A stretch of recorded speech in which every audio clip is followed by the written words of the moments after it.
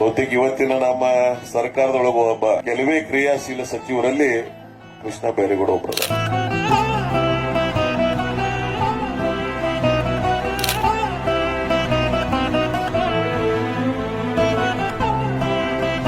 Revenue department ದಾಗ ಇರ್ತಕ್ಕಂಥ ಅನೇಕ ನ್ಯೂನತೆಗಳನ್ನ ಯಾವ ಕಾಲದಲ್ಲಿ ಆದ್ರೂ ಸರಿಪಡಿಸ್ತಕ್ಕಂಥ ಕೆಲಸ ನಡೆದಿದ್ರೆ ಅದು ಕೃಷ್ಣ ಬೈರೇಗೌಡರ ಕೆಲಸದಲ್ಲಿ ನಡೆದದ ಅನ್ನೋದನ್ನ ನಾವೆಲ್ಲ ನೆನಪಿಗೆ ಇಟ್ಕೋಬೇಕಾಗ್ತದೆ.